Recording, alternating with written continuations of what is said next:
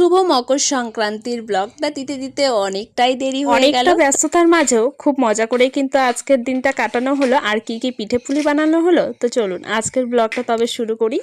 A few moments later. Hello everyone, welcome back to my channel. কেমন আছেন আপনারা সকলে? আশা করছি ভীষণ ভালো আছেন, আমিও কিন্তু খুব ভালো আছি। তো আজকের দিনটা ছিল মকর সংক্রান্তির দিন, তো সেই ব্লগটা দিতে দিতে অনেকটাই দেরি হয়ে গেল। আর এইদিকে দেখো আমি বিছানা গোছাতে গোছাতে সরস্বতী পুজোর একটা চেক পেয়ে গেলাম। তো কালকে এই চেকটা এসে দিয়ে গেছিলো, কিন্তু আমি তো খেয়ালই করিনি যে কোথাকার পুজো এটা। তো যাই হোক, বাড়ির পাশেই এটা পুজো, এই পাড়া। আর এবছর কিন্তু আমরা সরস্বতী পুজোর দিন বাড়িতে থাকছি না, তো আমরা যাব পুরীতে। সবাই কিন্তু জেনেছো, মানে এর আগের ব্লগে কিন্তু বলে দিয়েছি। পুরীর ব্লগ তো দেখতেই পাবে তোমরা, আর দুদিন বাদে আমার কর্তামশাই বাড়িতে চলে আসবে, তো যার জন্য ভীষণ এক্সাইটেড পুরী যাওয়ার জন্য। তো যাই হোক, আর আজকে হলো মকর সংক্রান্তি, আর মকর সংক্রান্তির দিনটা আমি কিভাবে কাটাবো তো সেটাই কিন্তু আজকের ব্লগে দেখাবো। তবে মকর সংক্রান্তি উপলক্ষে আমাদের বাড়িতে খুব একটা কিন্তু আয়োজন নেই, কারণ কর্তামশাই যখন বাড়িতে আসবে তখনই কিন্তু আমরা পিঠে পুলি করব।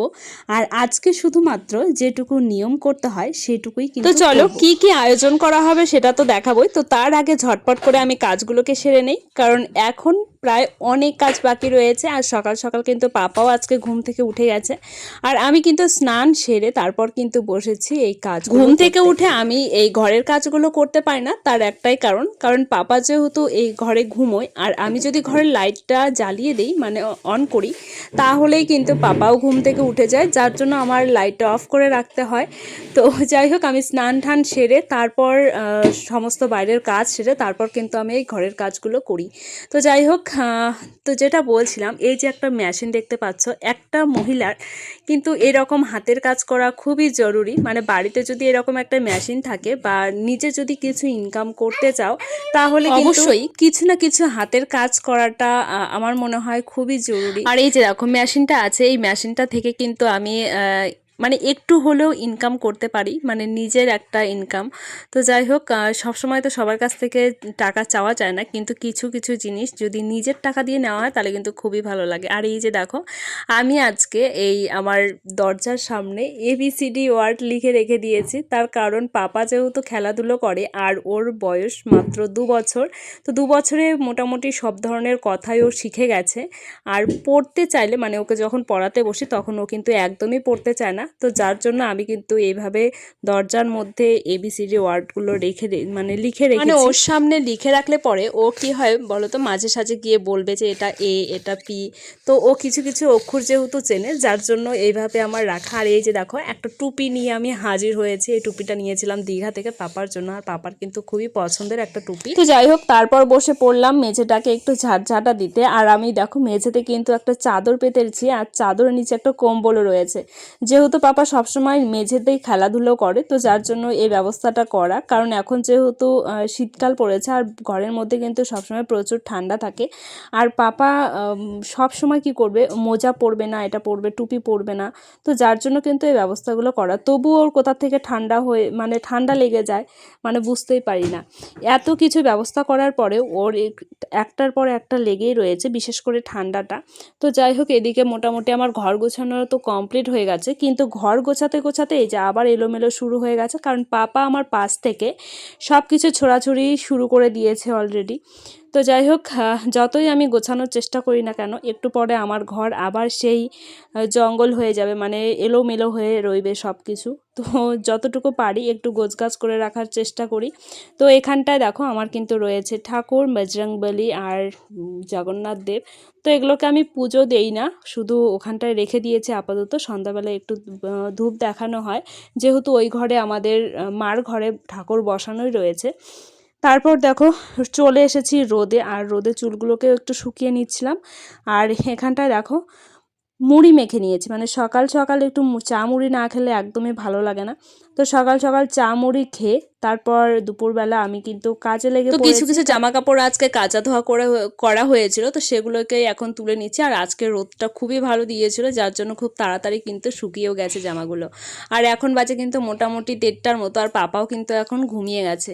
তো যাই হোক, আমার একটু লাইভ করার আছে, তো আজকে এই জামা কাপড়গুলো তুলে নিয়ে গিয়ে তারপর কিন্তু লাইভে বসবো। তো তারপর কিন্তু আবার বাকি কাজগুলো করব। তো যাই হোক, তোমরা তো সবাই জানো যে আমি 1:30টার সময় 1টার সময় লাইভ করি, কিন্তু এখন যেহেতু একটু কাজের চাপ বেড়ে গেছে, যার জন্য কিন্তু 1:30টার সময় আমি লাইভ করা শুরু করে দিই।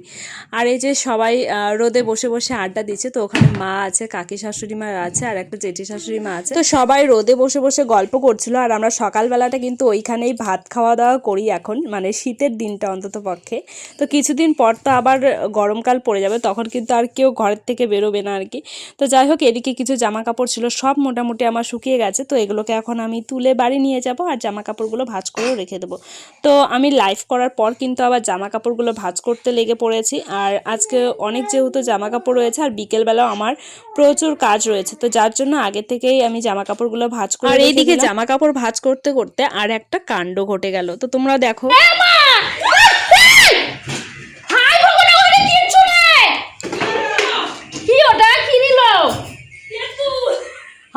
ওরে ভগবান! আর এইদিকে দেখো, বিকেলবেলা এই যে হনুমান বেরিয়েছে, আর কাকিমণিদের কিন্তু তেঁতুলগুলো নিয়ে চলে গেছিলো। তো সেটাই আমরা মানে হনুমানটাকে তাড়াতে লেগেছিলাম, কারণ আজকে ভেতরে ঢুকে গেছিলো হনুমানটা, মানে কোথা দিয়ে যে ওরা চলে আসে মানে বুঝতেই পারা যায় না। আর আজকে সকাল থেকেই কিন্তু অনেক হনুমান এসেছে, আর আমাদের ঘরের মধ্যেও ঢুকে কিন্তু সব কিছু নিয়ে যাচ্ছিল। তো যাই হোক, এখান থেকে তো কাকিমণি সব মানে তেঁতুল নিয়ে গেছে, তো সেরকম কিছু ছিল না বারান্দায়, মানে তেঁতুল দিয়ে বাসন মাজে, তো সেই তেঁতুলই নিয়ে গেছে। আর বসে বসে খুব খাচ্ছিল। আর এখানে দেখো, আমাদের রান্নাঘরে তো উকি ঝুঁকি মারছিল, আর মা এখানটায় একটুখানি আলু দিয়ে দিল, কারণ ওরা কিন্তু আলু থেকে শুরু করে সব কিছুই খেয়ে নেয়, গাছের পাতা পর্যন্ত খেয়ে নেয়। আগে তো জানতাম না, তবে এখন মানে জানি। তো যার জন্য মা 2টা আলু দিয়ে দিল, আলু খেয়ে চলে গেল। তারপর আমি এখানে কাজে লেগে পড়লাম। তো সংক্রান্তির দিন এই যে আমরা পিঠে পুলি করব, তো আমাদের বাড়িতে আজকে হবে শুধু সরা পিঠে। তো আমি ফার্স্ট টাইম এই সরা পিঠে করছি, মানে শ্বশুর বাড়িতে। আর সরা পিঠে আমি আমাদের বাপের বাড়িতে এই সরা পিঠে করে না, তো এই বাড়িতে এই সরা পিঠেটাই নাকি মেন, মানে পৌষ সংক্রান্তির দিন এই পিঠেটাই আগে করে, তারপর সব কিছু। তো যার জন্য আমি মাকে এখানে কিন্তু চালটাকে গুঁড়ো করে দিচ্ছিলাম। আর আমাদের বাড়িতে তো সেই রকম ঢেকি বা কোনো কিছু নেই, আর মেশিন থেকেও ভেঙে নিয়ে আসেনি, তো যার জন্য আমরা মিক্সিতে করেই কিন্তু গুঁড়োগুলো করি। তো আজকে খুব একটা করব না, অল্প স্বল্প করেই কিন্তু পিঠে বানানো হবে, তো যার জন্য বাড়িতে এরকম করে করা হচ্ছে। কারণ কর্তামশাই যেহেতু 2 দিন পরে বাড়িতে আসবে, তো কর্তামশাই বাড়ি এলেই কিন্তু আমাদের সব পিঠে হবে, মানে সব রকমের পিঠেই হবে। আর ছেলে বাড়িতে না থাকলে কোনো কিছুই ভালো লাগে না, আমারও ভালো লাগে না, তো কারোরই কিন্তু ভালো লাগে না খেয়েও। তো যাই হোক, এদিকে দেখো চালগুলোকে আমি গুঁড়ো করে নেই, মানে মিক্সিতে করে নেই। আর এইদিকে দেখো মা কিন্তু অলরেডি বসিয়ে দিয়েছে, মানে এটাই নাকি মেন, মানে এই যে সরাটা দেখছো, এই সরাটা নাকি পোড়াতে হয় মানে আজকের দিনে। আর এটা যদি আজকে না পোড়ায়, তাহলে কিন্তু এই বছরে আর সরা পিঠেই খাবে না, তো এরকম নাকি নিয়ম রয়েছে।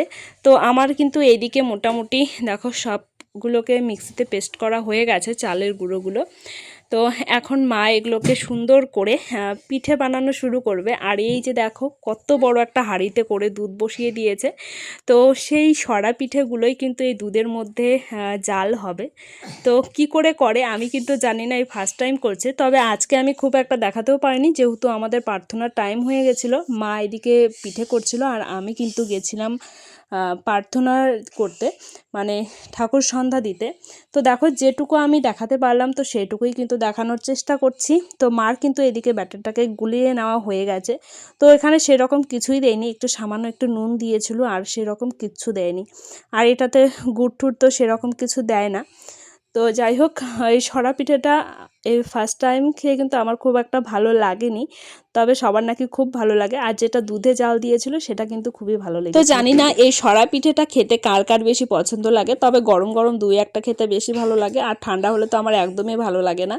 তো যেহেতু ফার্স্ট টাইম খাচ্ছি, সেই জন্যই নাকি আমি আমার একটুখানি মিষ্টি খেতে বেশি ভালো লাগে। আর সব থেকে আমার যেটা প্রিয় পিঠে সেটা হচ্ছে পাটিসাপটা, তো পাটিসাপটাটাই আমার বেশি পছন্দের। আর এই যে দেখো, এটা কিন্তু মোটামুটি গরম হয়ে গেছে, তো মা একটু সামান্য তেল দিয়ে একটা কাপড়ে করে তেল নিয়ে এটাকে সুন্দর করে ঘষে নিল, কারণ এরপরে আর কোনো তেল ব্যবহার করা হবে না। তো এইটুকুই জাস্ট তেল দিল। আর এটা দেখো তেল ছাড়া পিঠে ফার্স্ট টাইম দেখছি, আমার কিন্তু খুবই মজা লাগছিল।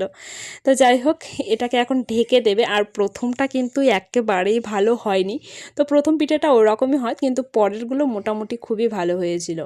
তো যাই হোক, আর ওই দিকটায় দুধ জাল হচ্ছে, মা এখানটায় পিঠে করবে আর দুধের মধ্যে দিয়ে দেবে। তো এই প্রসেসটাই করবে আর কি।